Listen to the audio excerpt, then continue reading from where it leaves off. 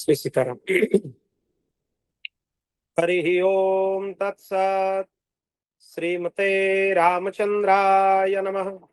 ओम परमहंसा स्वादित चरण कमल चिन्मकरंदाय भक्तजनमानस निवासाय श्री रामचंद्राय नमः। वागीसा यस्य वदने लक्ष्मीर्यस्य च वक्षसि यस्यास्ति हृदये संवित् तं नृसिंहमहं भजे। विश्वसर्ग विसर्गादि नवलक्षण लक्षितं श्रीकृष्णख्यं परं धामं जगद्धाम नमामि तत्। प्रह्लाद नारद पराशर पुंडरीक व्यासंबरीश सुख सौनक भीष्मदलभ्यं रुक्मांगदार्जुन वसिष्ठ विभीषणादीन् पुण्यानिमन् परम भागवतान् नमामि।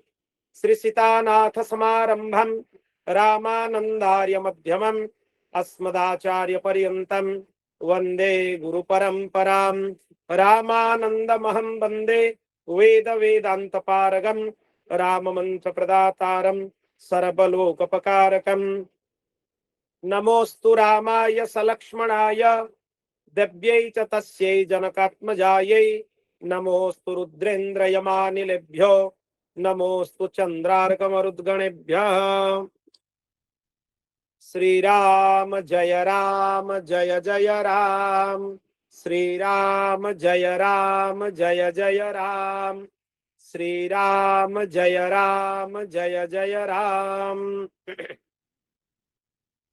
अनंत कोटि ब्रह्मांड नायक परात्पर निखिल हेय प्रत्यनीक अनंत कल्याण गुणगण निलय भगवान श्री सीताराम जी की महती कृपा करुणा से आज इस सत्संग सत्र के द्वितीय दिवस के कथा में हम लोग प्रवेश कर रहे हैं।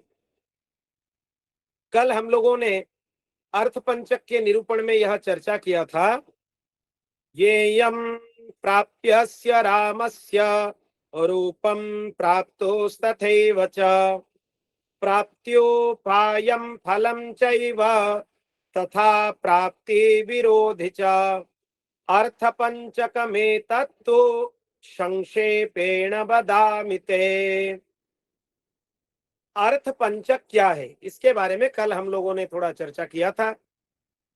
अर्थ पंचक में जो 5 प्रश्न आते हैं, किसी भी मानव जीवन में यही 5 प्रश्न सबसे महत्वपूर्ण है। इनके बारे में सबको ज्ञान होना चाहिए, तभी हमारे जीवन में हम भगवत प्राप्ति के पथ पर चल सकते हैं। यही 5 प्रश्न क्या था? प्रथम प्रश्न यही था कि जो हमारे प्राप्य हैं भगवान श्री सीताराम जी, उनका स्वरूप क्या है। दूसरा प्रश्न यही था कि भगवान को प्राप्त करने वाला जो जीव है उसका स्वरूप क्या है। और तृतीय प्रश्न यही था कि भगवत प्राप्ति का उपाय क्या है। और चतुर्थ प्रश्न यही था, भगवत प्राप्ति का फल क्या है। और पंचम प्रश्न यही था, भगवत प्राप्ति में बाधा क्या है, बाधक तत्व क्या है। इनके निरूपण को ही हम लोग अर्थ पंचक बोलते हैं। इसमें 5 प्रश्न हैं। तो यही 5 प्रश्नों में से जो सर्वप्रथम प्रश्न है, हमारे जो प्राप्य हैं, जिनको हम प्राप्त करना चाहते हैं भगवान श्री सीताराम जी, उनका स्वरूप क्या है, उसके बारे में हम लोग कैसे जान सकते हैं। उसके लिए श्री हनुमान जी अगस्त्य जी को यही बोलते हैं, दिव्यानंत गुण श्रीमान दिव्य मंगल विग्रह षड्गुणैश्वर्य संपन्नो मनोवाचामगोचरः वेद विद्या सर्वसाक्षी सर्वोपास्य स्वतंत्रकः नित्यानां निज भक्तानां भोग्य भूतः श्रियापति। अभी देखिए, भगवान के जो अनंत गुण हैं उनके बारे में यहां से चर्चा किया जा रहा है। भगवान का स्वरूप क्या है। भगवान श्री राम असंख्येय दिव्य कल्याण गुणगण निलय हैं। उनके इतने अनंत गुण हैं जिनको हम गिन नहीं सकते हैं। और कल्याण गुण के निलय हैं भगवान। जितने कल्याणकारी गुण हैं उन सबके समूह है भगवान श्री सीताराम जी। और एक बात यहाँ पर हम सबको निवेदन करना चाहते हैं, विशिष्टाद्वैत सिद्धांत में दो पक्ष हैं। श्री रामानंद संप्रदाय का एक पक्ष है, श्री रामानुज संप्रदाय का एक पक्ष है। सभी संप्रदाय भगवत प्राप्ति कराने के लिए सक्षम हैं और सभी मान्य संप्रदायों के हिसाब से जो उनमें दीक्षित है उनमें भगवत उपासना कर सकते हैं। तो इसीलिए कोई भेदभाव की दृष्टि से नहीं, पर अपने श्री रामानंद संप्रदाय में उपासना की स्वतंत्रता की दृष्टि से हम यह निवेदन करना चाहते हैं, हमारे परंपरा में श्री सीताराम जी को अभिन्न माना जाता है। राम जी जानकी जी से भिन्न नहीं है और जानकी जी श्री राम जी से भिन्न नहीं है। गोस्वामी जी यही बात अपने मानस में भी निवेदन किए हैं, गिरा अर्थ जल बीच सम कहियत भिन्न न भिन्न बंधौ सीताराम पद जिनहि परम प्रिय खिन्न। जैसे कोई शब्द है और शब्द का अर्थ है, इन दोनों में कोई भेद नहीं है, वैसे ही भगवान श्री सीताराम जी में भी कोई भेद नहीं है। जो राम जी है वही जानकी जी है और जो जानकी जी हैं वही श्री राम जी हैं। राम जी और जानकी जी में तत्वतः कोई भेद नहीं है। यहाँ तक कि भगवान के कोई भी स्वरूप में कोई भेद नहीं है, ये तो कल हम लोगों ने चर्चा किया था। पर यहाँ पे समझ लीजिए, श्रीयः पति, श्री जी के पति होने से भगवान को श्रीयः पति बोला जाता है। भगवान सर्वतंत्र स्वतंत्र हैं, किसी के अधीन नहीं हैं। भगवान सत्य संकल्प हैं, जो संकल्प करते हैं वही पूर्ण होता है। भगवान जब संकल्प किए कि मैं एक से अनेक हो जाऊं, तो भगवान अनेक स्वरूप धारण करके प्रकट हो गए, जीव समूह के रूप में उत्पन्न हो गए, पंच महाभूत के रूप में उत्पन्न हो गए, पंच ज्ञानेन्द्रिय, पंच कर्मेंद्रिय आदि के रूप में भगवान उत्पन्न हो गए। ये संपूर्ण ब्रह्मांड भगवान से इसी संकल्प शक्ति से ही बना हुआ है। भगवान संकल्प किए और जगत का निर्माण हुआ। जब भगवान संकल्प करेंगे कि ये संपूर्ण सृष्टि हमारे में लीन हो जाए, तो संपूर्ण सृष्टि भगवान में लीन हो जाएगी। यही प्रक्रिया है। भगवान को सत्य संकल्प बोला जाता है। भगवान इसका संकेत बहुत जगह किए हैं शास्त्रों में। आप मानस जी में ही देख लीजिए, रामायण जी में ही देख लीजिए, जब विभीषण जी शरणागति के लिए भगवान के श्री चरणों में आए, तो सुग्रीव आदि जो भगवान के पार्षद थे वो भगवान को मना किए कि विभीषण जी को अपने शरण में लेना नहीं चाहिए। क्यों नहीं लेना चाहिए? क्योंकि विभीषण जी शत्रु के भाई हैं। तब भगवान सुग्रीव जी को यह संकेत किए, सुग्रीव आप क्या यह सोच रहे हो कि आपकी सहायता से ही हम रावण के ऊपर विजय प्राप्त करेंगे? ये भूल जाओ, हम परमात्मा हैं, हम सत्य संकल्प हैं। अगर यहीं पे हम संकल्प करें कि रावण अपने कुल परिवार के साथ यहाँ पे ध्वंस हो जाए, अभी रावण का वध हो जाएगा। इसके लिए हमें कोई प्रयत्न करने का जरूरत नहीं है। ये इसीलिए भगवान संकेत किए कि आप मन में यह व्यर्थ अहंकार मत रखो कि हम भगवान को युद्ध में सहायता कर रहे हैं। हमारे सहायता से, बंदर भालुओं की सहायता से राम जी युद्ध करने के लिए जाएंगे, तो इसीलिए उनको हमारा बात रखना जरूरी है। वो रखेंगे हमारे बात। भगवान यहाँ पे संकेत किए, सुग्रीव जी हम शरणागत वत्सल हैं। करोड़ों अपराध करते हुए भी कोई जीव हमारे शरण में आ जाए तो उसके गुण दोष के ऊपर हम दृष्टि नहीं डालते हैं। जन अब गुणन मानन काहू, दीन बंधु अति मृदुल स्वभाव। भगवान कभी अवगुण के तरफ दृष्टि डालते ही नहीं। जो जीव भगवान के शरण में आ जाए, भगवान के शरण में अपने सर्वस्व समर्पित कर दे, फिर उसके गुण दोष के विचार भगवान करते ही नहीं। चाहे वो कितना ही बड़ा अपराध किया हो, उसके गुण दोष को भगवान गिनते ही नहीं। पर उसमें चतुराई यह नहीं होना चाहिए कि भगवान के शरण में भी आ गए, फिर बाद में भी अपराध करते गए। भगवान वो अपराध को माफ कर देंगे जो आज तक हम लोगों ने किया है। पर भगवत शरणागत होने के बाद शरणागति का उपयोग करते हुए हम लोगों को अपराध नहीं करना चाहिए, नहीं तो ये महत अपराध हो जाती है। फिर उसका दंड भगवान ही स्वयं देते हैं। तो इसीलिए भगवान का यह स्वभाव है कि भगवान किसी के भी गुण दोष के ऊपर दृष्टि नहीं डालते हैं। अगर वो गुण दोष का विचार करने लगे तो उनके योग्य कोई देवता भी नहीं हो पाएंगे, क्योंकि गुण दोष सबके अंदर हैं। यह भगवान का गुण है। और भगवान के अंदर ज्ञान शक्ति है। भगवान ही स्वाभाविक ज्ञान है। आप भगवान को जान गए मतलब आपको ज्ञान प्राप्त हो गया। भगवान ही परम सत्य है और भगवान ही शक्ति है और भगवान ही बल के निदान निखान है।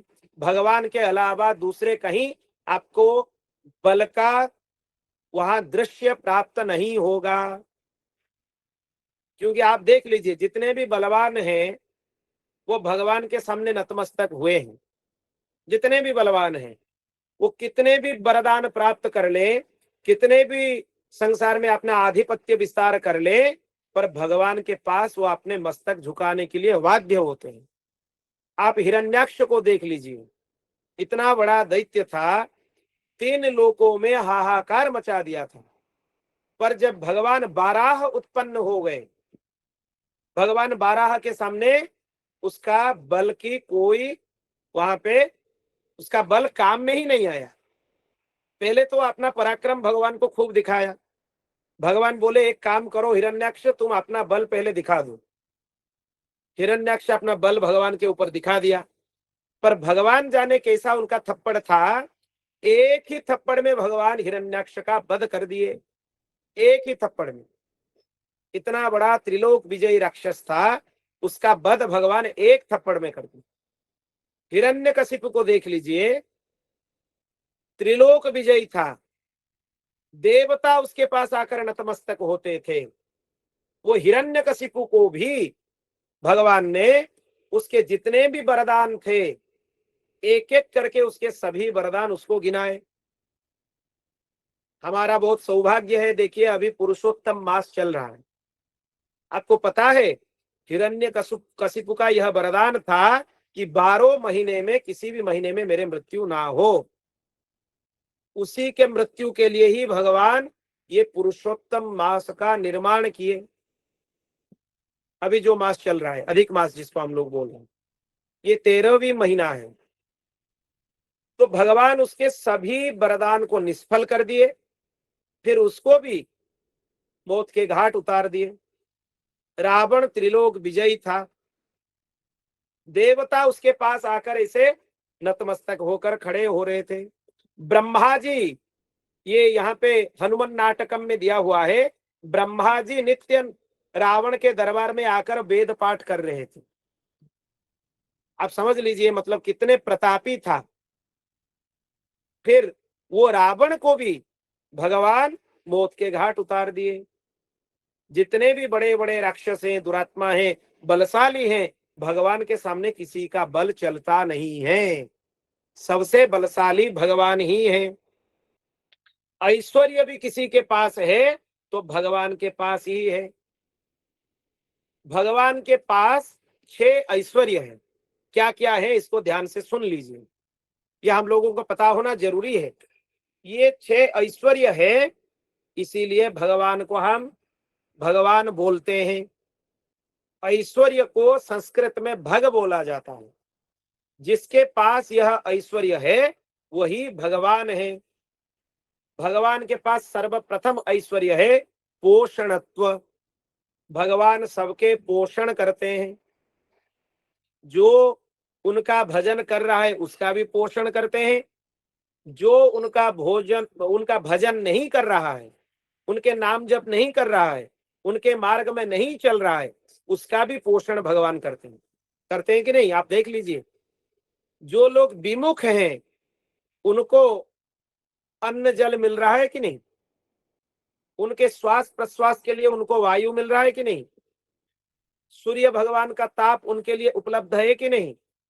भगवान अगर ये भेदभाव करने लग जाए कि हमारे जो भक्त हैं, जो भजन करते हैं, उनको ही हम कृपा करेंगे उनके ऊपर, दूसरे किसी के ऊपर हम कृपा नहीं करेंगे, तो फिर सृष्टि में हाहाकार मच जाएंगे।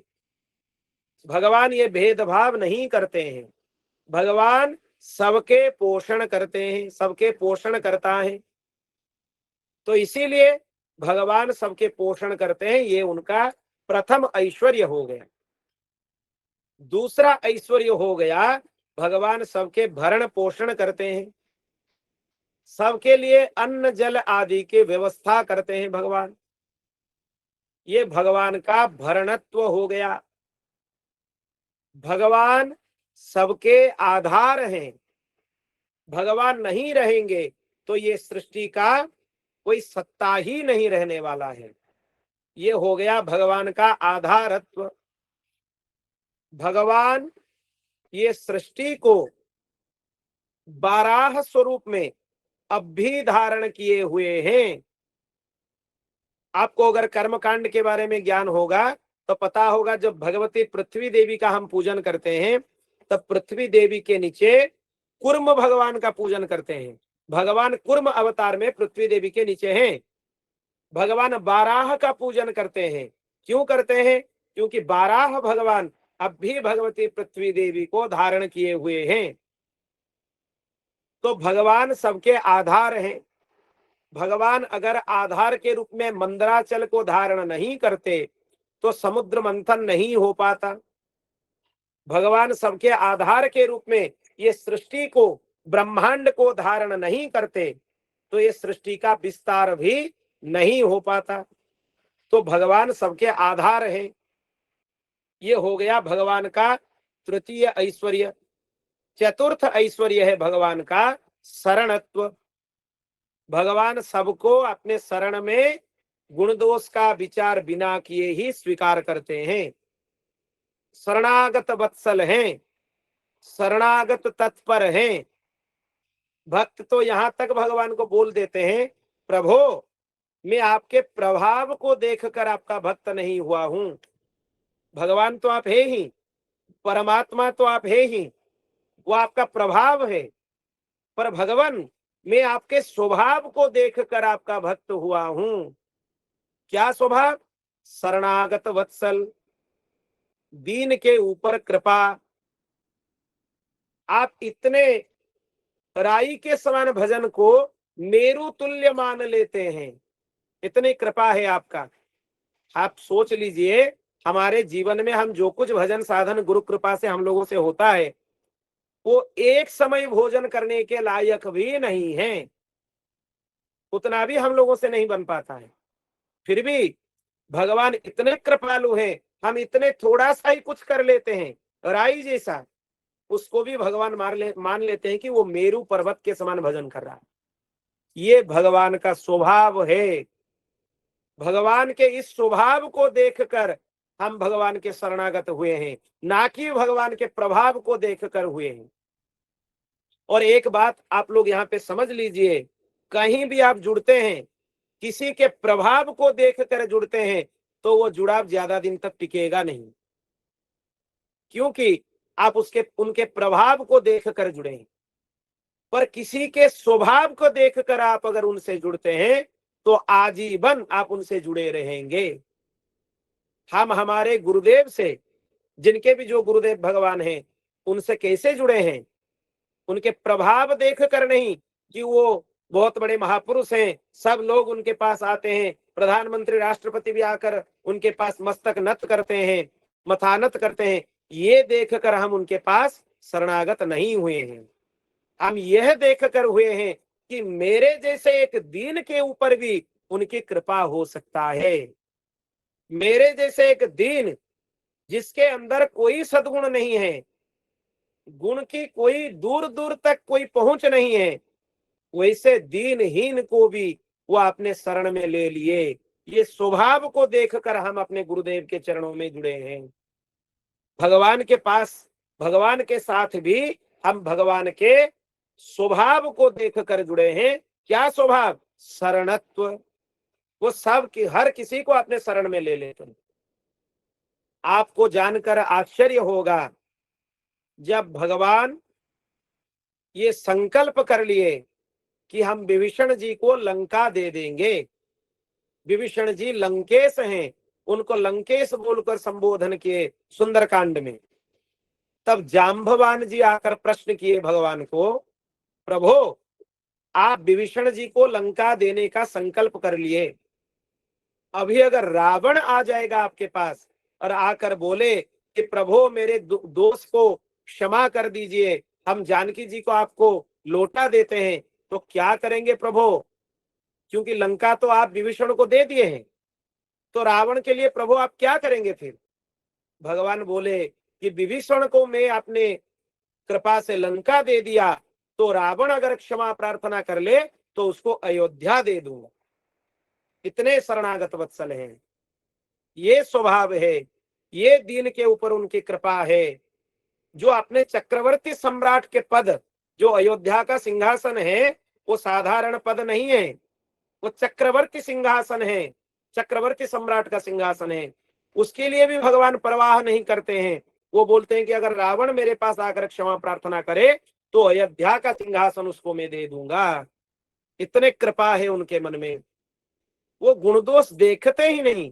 बड़े से बड़े दोष करने वाले भी अगर उनके शरण में आकर बोले, वाणी से ही बोल ले, हृदय में कोई शरणागति है नहीं, केवल वाणी मात्र से बोल ले प्रभु मैं आपके शरणागत हूं, इतने मात्र से भगवान उसको स्वीकार कर लेते, इतने मात्र से। ये भगवान का शरणत्व है। फिर पांचवा ऐश्वर्य है भगवान का सर्वव्यापकत्व। भगवान सर्वत्र व्यापक है। हरि व्यापक सर्वत्र समाना, प्रेम से प्रगट होई में जाना। भगवान सर्वत्र समरूप में स्थित है। आपको एक चीज यहाँ पे बोल दूं, मन में आ रहा है, आप जितने भी बड़े बड़े शास्त्रों के सिद्धांत हैं, हम लोग देखिए इतने चर्चा कर रहे हैं, और गोस्वामी जी के वाणी के बिना आश्रय लिए किसी चीज की चर्चा नहीं कर पाते। क्यों पता है? आप कितने भी सुंदर प्रसाद बनाओ, अगर उसमें तुलसी दल ना डालो तो भगवान उसको ग्रहण नहीं करते। तो तुलसीदास जी तो स्वयं तुलसी ही है, अगर उनके रूप में आप तुलसी पत्र अपने वाणी में ना डालें तो भगवान अपने वाणी को, आप जो भी बोल रहे हैं, उनको प्रसाद रूप में स्वीकार नहीं करते हैं। ये एक चीज है। और एक चीज भी है, गोस्वामी जी मानस जी के मंगलाचरण में संकेत किए हैं, नाना पुराण निगमा गम सम्मतम यत् रामायणे निगदिदम क्वचिदन्यतोपि। जितने भी शास्त्र पुराण वेद वेदांत हैं, सबके निचोड़ है रामचरितमानस। रामचरितमानस में गोस्वामी जी सभी सिद्धांतों का वर्णन कर चुके हैं, सभी सिद्धांतों का वर्णन। आप अगर पूछेंगे हमारे रामानंद संप्रदाय में आप भाष्यकार किनको मानते हैं, आद्य आचार्य चरण तो भाष्यकार है ही, इनमें कोई संदेह नहीं है, पर गोस्वामी तुलसीदास जी भी रामानंद संप्रदाय के भाष्यकार हैं। उनके 12 ग्रंथावली में आप अगर उनको अध्ययन कर लिए तो रामानंद संप्रदाय के सिद्धांत आप समझ जाएंगे। वो पूरा रामानंद संप्रदाय के सिद्धांत हैं।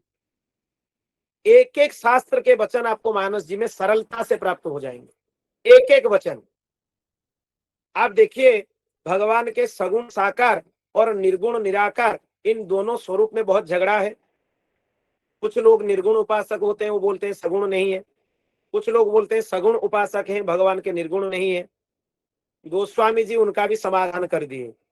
जिनके सगुण न अगुण विवेका, जल्पहि कल्पित वचन अनेका। जिनको ना तो सगुण ब्रह्म का ज्ञान हुआ है, ना तो निर्गुण ब्रह्म का ज्ञान हुआ है, वो अपने कल्पना से इधर उधर के बात बोल देते हैं। असल में उनको ज्ञान होता ही नहीं है। ज्ञान तो यह है कि जो सगुण है वही निर्गुण है, जो साकार है वही निराकार है।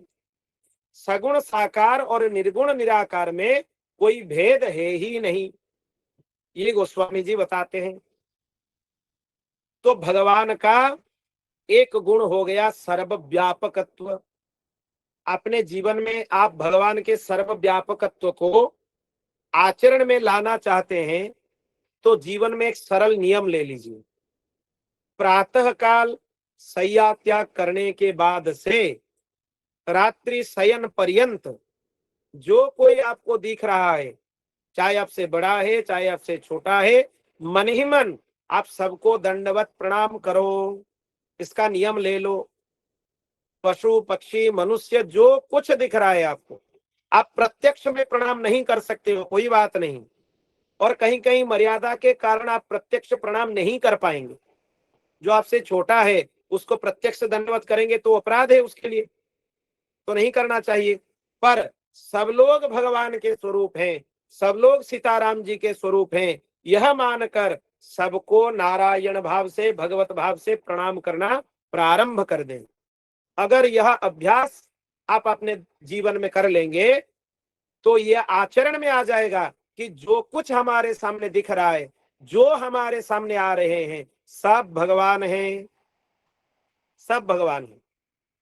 और जिस रूप में भगवान आएंगे उसी रूप में उनकी पूजा होने वाला है। भगवान संत महापुरुष के रूप धारण करके आएंगे तो उनकी अभ्यर्थना करेंगे, उनको पूजन करके स्वागत करेंगे। अगर वो दुष्ट का स्वरूप धारण करके आए तो फिर कठोर वचन या दंडे से उनके सेवा भी हो सकता है। प्रभु आप जिस रूप में आएंगे उसी रूप में आपकी सेवा होगी, ये आपकी ही सेवा है, ये समझ लीजिए। प्रणाम मन से करते ही रहिए, तब भगवान के सर्वव्यापकत्व गुण आपके आचरण में आ जाएंगे। भगवान की करुणा सबसे ज्यादा है, ये कारुण्य गुण है। कारुण्य गुण सागर भगवान को बोला जाता है।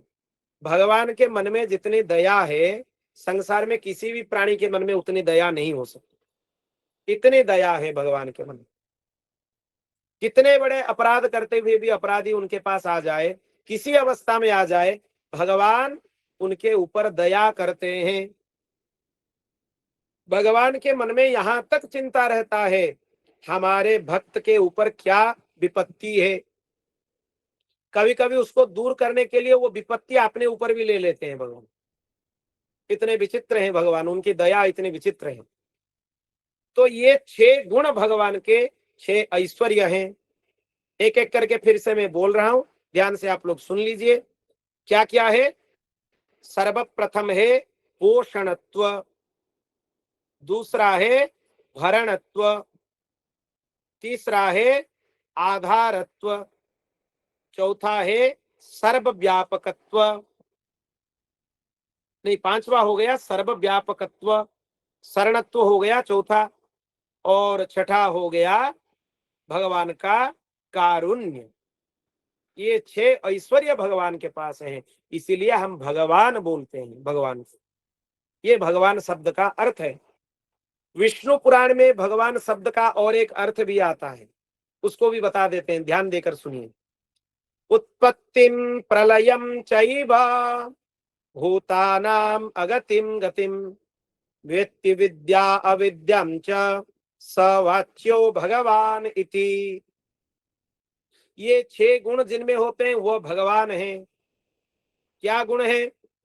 जिनको संसार के उत्पत्ति और प्रलय का ज्ञान हो, ये 2 हो गए।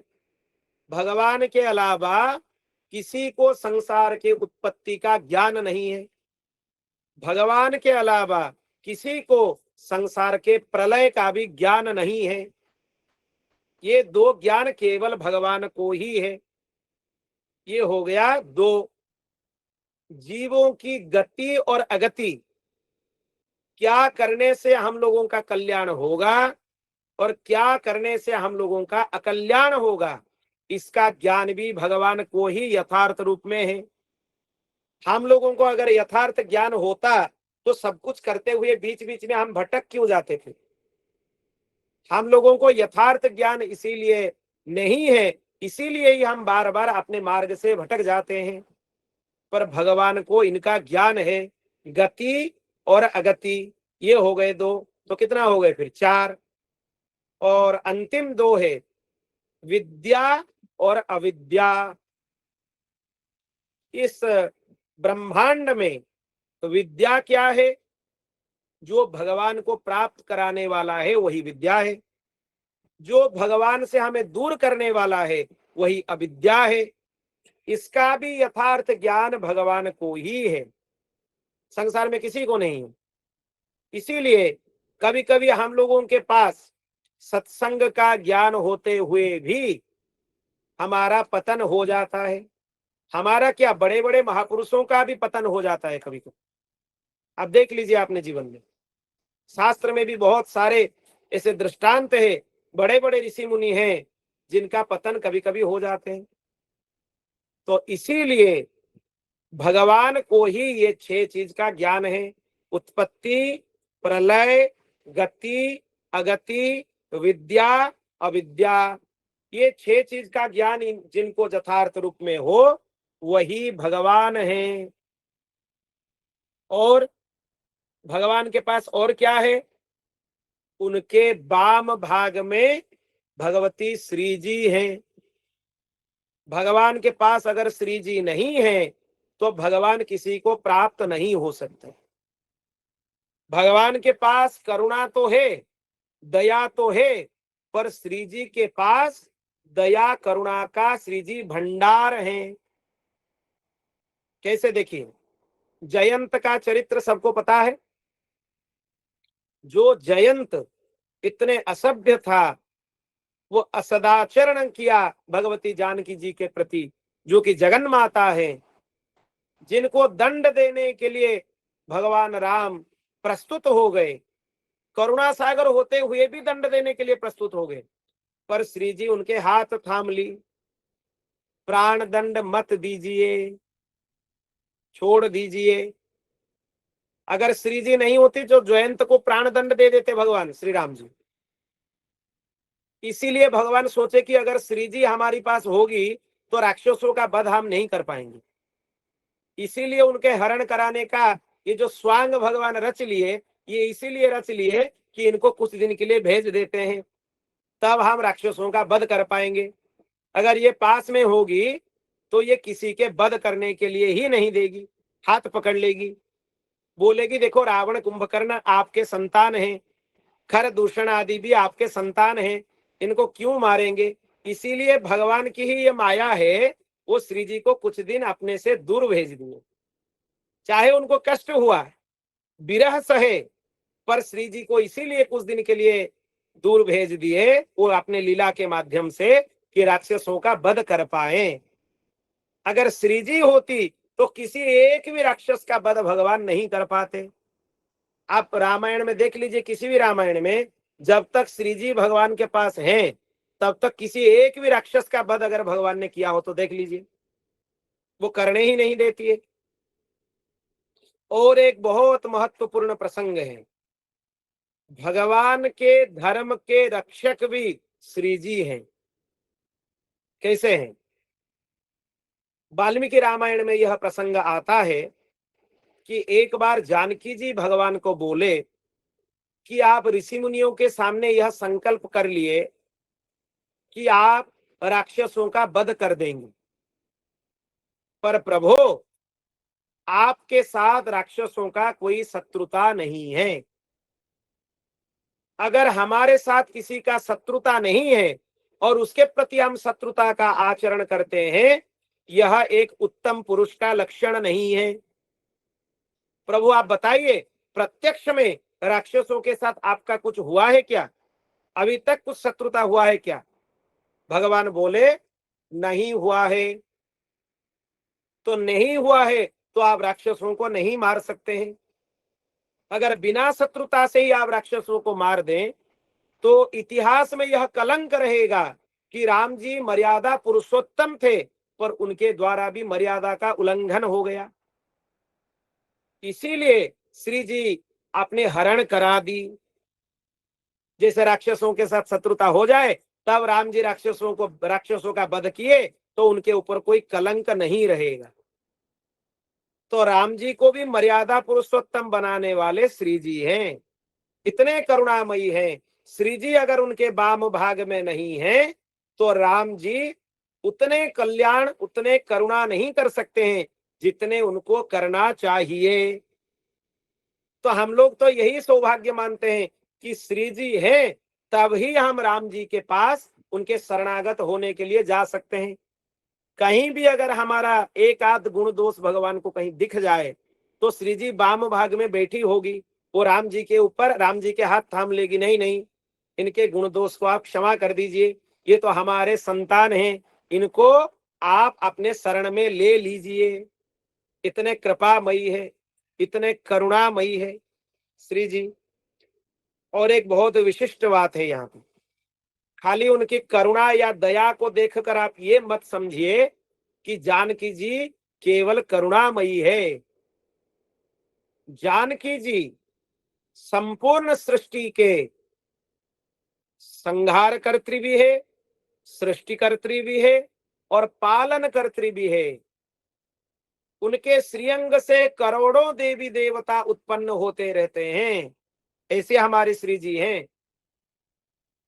आपको पता है वाल्मीकि रामायण के अलावा और एक रामायण है जिसको अद्भुतोत्तर रामायण बोला जाता है, वो भी वाल्मीकि जी लिखे हैं। अभी भी वाल्मीकि जी के 4 रामायण यहाँ पर उपस्थित हैं।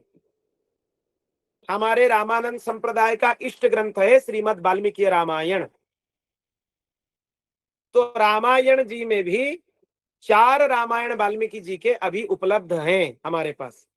जिनको हम आप लोग वाल्मीकि रामायण जानते हैं, वह ग्रंथ का नाम है आर्ष रामायण, जो गीता प्रेस के 2 खंड में उपलब्ध हैं, श्रीमद् वाल्मीकि रामायण हिंदी टीका अर्थ सहित।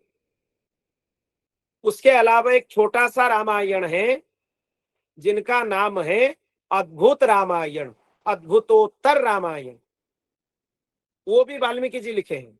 वो क्यों लिखे हैं आप देखिएगा, रामायण जी के तात्पर्य में वाल्मीकि जी बोलते हैं, हमने रामायण ग्रंथ का रचना क्यों किया? हमने श्री जी की विशेष महिमा लिखने के लिए ही रामायण ग्रंथ का रचना किया है। कहाँ लिखा है? रामायण जी में ही आप देख लीजिए, कृत्स्नम रामायणम काव्यम सीतायाश्चरितम महत्। ये राम जी का चरित्र नहीं है, स्वयं वाल्मीकि जी ही बता रहे हैं, हमने तो ये भगवती जानकी जी का उदार चरित्र लिखा है। ये अर्थ आप इस प्रकार कर सकते हैं, भगवती जानकी जी की नाम है रमा, उनके अयन है रामायण। राम जी के अयन नहीं है। व्याकरण वाले वैयाकरण कुछ भी अर्थ कर सकते हैं और ये अर्थ भी अशास्त्रीय नहीं है, ये शास्त्रीय है। जो भगवती रमा है, राम जी के वामांग में विराजमान होती है, वही रमा की अयन है रामायण। रमायः अयनम रामायणम, ये हो गया रामायण। ये जानकी जी के चरित्र लिखने के लिए वाल्मीकि रामायण का रचना हुआ था, पर बाद में वाल्मीकि जी देखे हम लिखते लिखते राम जी का चरित्र बहुत ज्यादा बोल गए, कहीं कहीं जानकी जी का चरित्र थोड़ा संक्षिप्त हो गए। फिर वो बोले नहीं, और एक दूसरा रामायण लिखेंगे जिसमें केवल जानकी जी का ही चरित्र हमें लिखना है। वो रामायण हो गया अद्भुतोत्तर रामायण।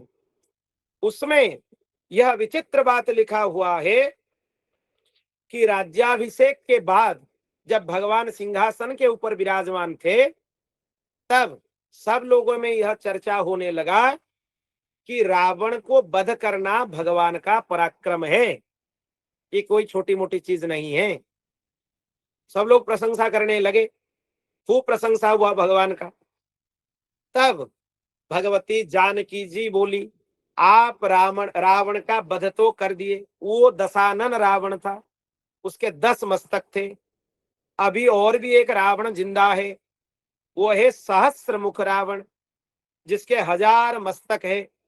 कई कई शास्त्रों में शतानन भी लिखा हुआ है, जिसके 100 मस्तक है। उसका वध तो अभी तक नहीं हुआ है। राम जी तुरंत अपने सैन्य वाहिनी, अपने सेना को लेकर, लक्ष्मण जी को लेकर, अपने भाइयों के साथ सुग्रीव आदि को लेकर युद्ध के लिए चले गए कि अभी हमें जाकर इस सहस्त्र मुख रावण का वध करना है।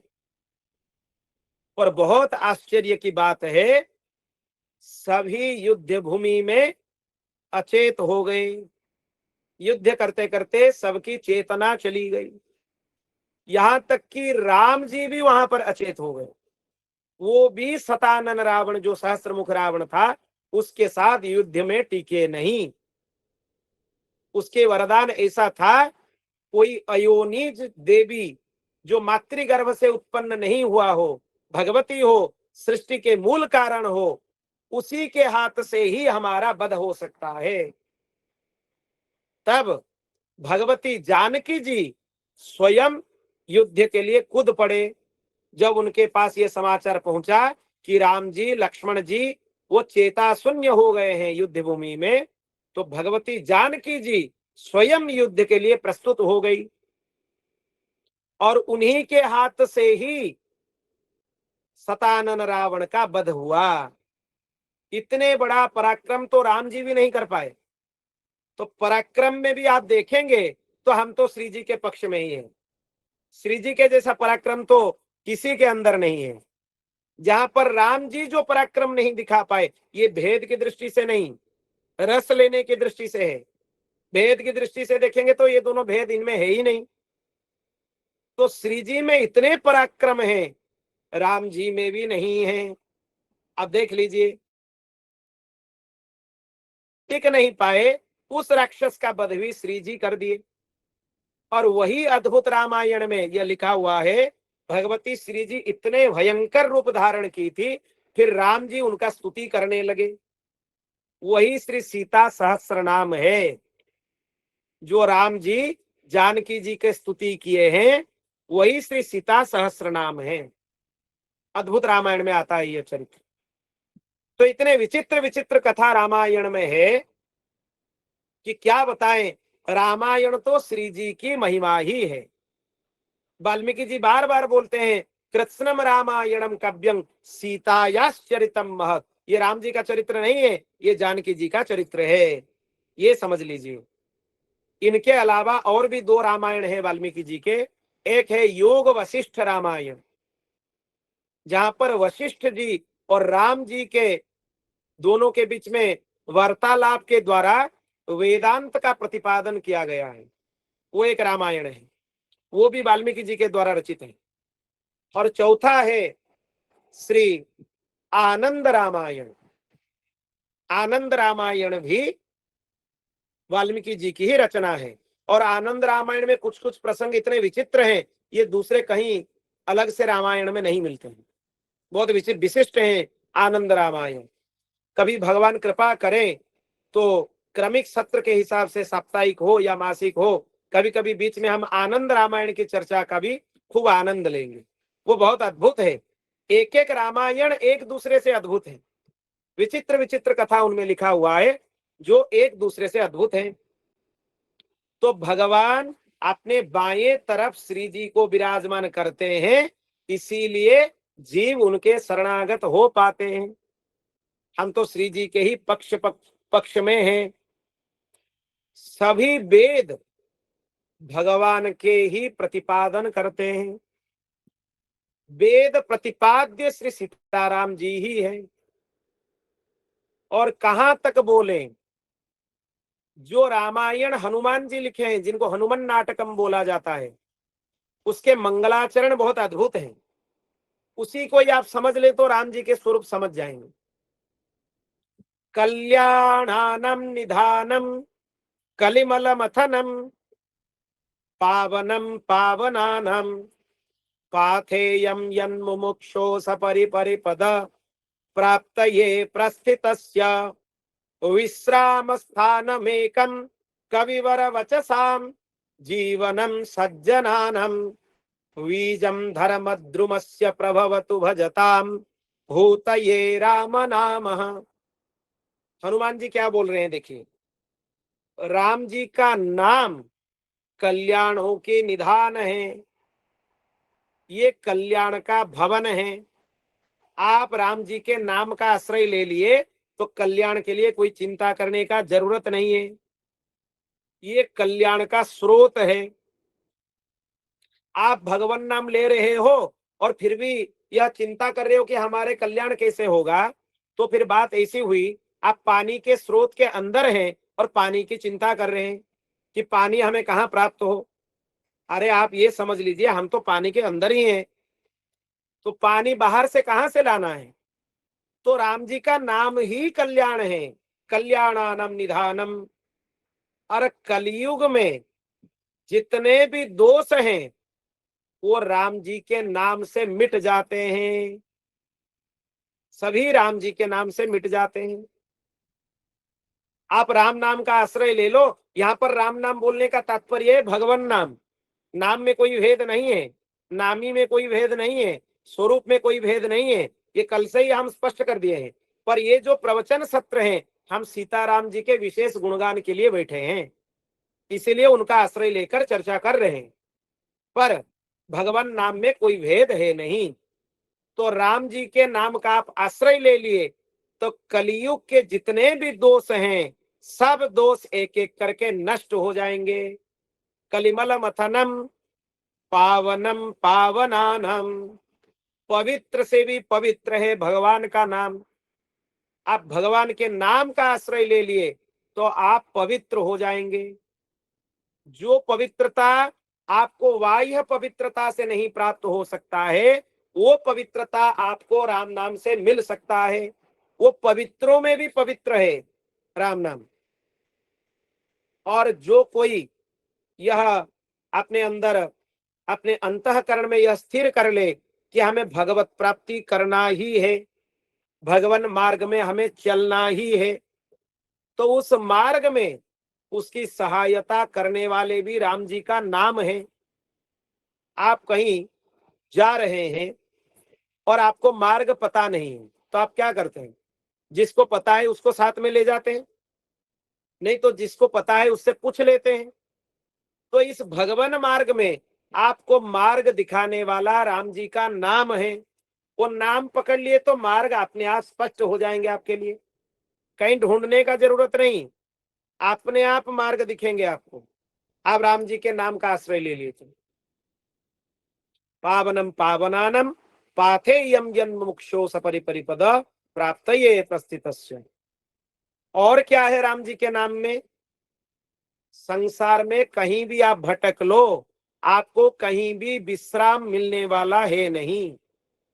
विश्राम तो, आराम तो राम जी के नाम में ही है। राम जी के नाम में जो शांति आपको मिलने वाला है, वो संसार की कोई दूसरी विषय में मिलने वाले है ही नहीं। तो इसीलिए विश्राम स्थानम एकम, राम जी का नाम ही विश्राम का स्थान है। और जो सज्जन हैं उनके जीवन भी राम जी हैं। और जो धर्म वृक्ष है, ये धर्म वृक्ष का बीज भी राम जी का नाम है। आप धर्म के बड़े बड़े आचरण कर लिए, पर आपके पास भगवान नाम नहीं है, भगवान नाम आपके पास है नहीं, तो आप भगवान के विशेष रूप से धर्म मार्ग में चल नहीं सकते। धर्म तो भगवान का भजन ही है, ये समझ लीजिए।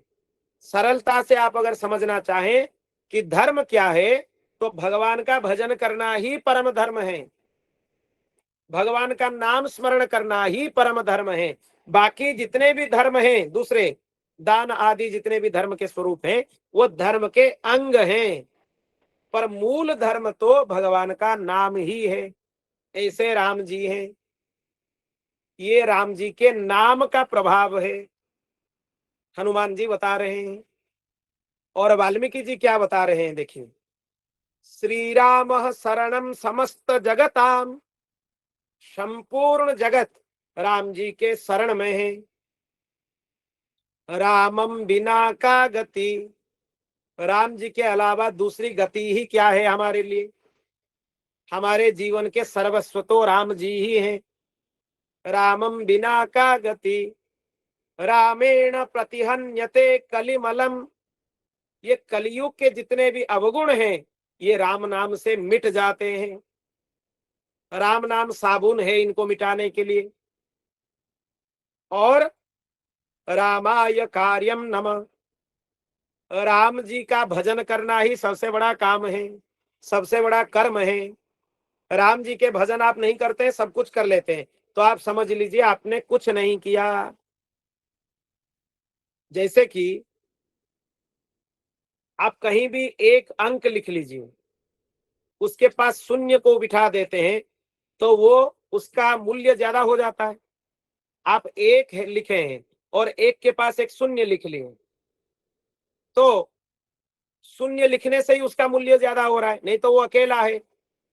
राम नाम एक अंक है और सब साधन सोन, राम नाम अंक है, उसको छोड़ के जितने भी साधन है ये सब शून्य हैं। आप अगर एक को निकाल लें तो उसके बगल में अगर 10 शून्य भी आप लिख लेते हैं तो उनके मूल्य कुछ रहेगा क्या? सब जीरो हो जाएंगे। आप अपने जीवन में जितने सत्कर्म करते हो वो सब शून्य ही हैं। अगर उनके बगल में राम जी जैसे संख्या को बिठा देते हो तो उनके गुना कई गुना ज्यादा हो जाता है उनका मूल्य। अगर आप सब कुछ कर लेते हो, शून्य बहुत सारे लिख लेते हो, 10 20 50 शून्य लिख लिए, पर उसके सामने एक अंक नहीं लिखते हो, तो सब साधन शून्य है, ये समझना चाहिए। राम त्रस्यति काल भीम भुजगो, जो काल है जिसको सब लोग डरते हैं वो काल राम जी से डरता है। इसीलिए राम जी में हमारे अखंड भक्ति हो जाए, यही कामना आपको करना चाहिए। ये हमारे प्राप्य का स्वरूप है। आज हम जो निरूपण किए, हम तो सोचे ये थे कि 2 प्रश्न का निरूपण आज पूरा कर दें कि प्राप्य क्या है और प्राप्त करने वाला जो जीव है उसका स्वरूप क्या है, पर अभी तक प्राप्य का स्वरूप निरूपण में ही शांति नहीं हुआ है। हमें लग रहा है कि अभी तक हम 1% भी निरूपण नहीं कर पाए। तो इसीलिए ये तो बहुत आनंद का विषय है। फिर आज हम भगवान का जो स्वरूप है, श्री जी का स्वरूप है, भगवान के जितने ऐश्वर्य हैं उनको स्मरण करते करके अपने वाणी पवित्र कर लिए। हम भी कृतकृत्य हो गए और हम ये समझते हैं जिनको सुनने के लिए मिला वो भी कृतार्थता का, कृतकृत्यता का अनुभव अवश्य ही करेंगे। कल के सत्र में फिर हम यहीं से आगे का जो सत्र है, जीव का स्वरूप क्या है, हम लोगों का स्वरूप क्या है, उसको फिर चर्चा करेंगे। श्री राम जय राम जय जय राम, श्री राम जय राम जय जय राम, श्री राम जय राम जय जय राम। ओम पूर्णमदः पूर्णमिदं पूर्णात् पूर्णमुदच्यते पूर्णस्य पूर्णमादाय पूर्णमेवावशिष्यते। हरि ओम शांति शांति शांति।